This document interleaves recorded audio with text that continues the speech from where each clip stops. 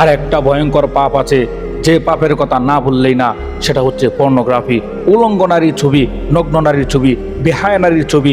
দুনিয়ার বুকে যে যত উলঙ্গ নারীর ছবি দেখবে, তার তত হায়াত কমে যাবে, তার তত আয় কমে যাবে, তার তত রিজিক কমে যাবে, তার শরীর দুর্বল হয়ে যাবে, তার শরীর অল্প সময়ের মধ্যে রোগান্তরে বাসা বাঁধবে।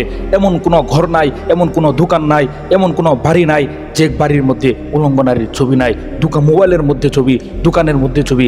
জাতিকে কিভাবে বোঝায়? পবিত্র কোরআনে আল্লাহ পাক রব্বুল আলামিন বলেন, ওয়াল্লাযীনা হুম লিফুরুজিহিম হাফিজুন, তোমরা তোমাদের যৌবনদেরকে হেফাজত করো। পবিত্র কোরআনে আল্লাহ পাক রব্বুল আলামিন বলেন, ওয়াকরনা ফি বুয়ুতিকুন্না ওয়ালা তাবাররাজনা তাবাররুজাল জাহিলিয়াতিল উলা, ও নারী জাতি, তোমরা তোমাদের নিজেদেরকে গোপন করে রাখো এবং বেহায়া, অশ্লীলতা, নগ্ন নারীর মতো তোমরা রাস্তাঘাটে চলাফেরা করো না। এই জাতি ধ্বংস হয়ে যাবে যদি এই অশ্লীলতার মধ্যে যদি কেউ বের হয়ে যদি না আসতে পারে।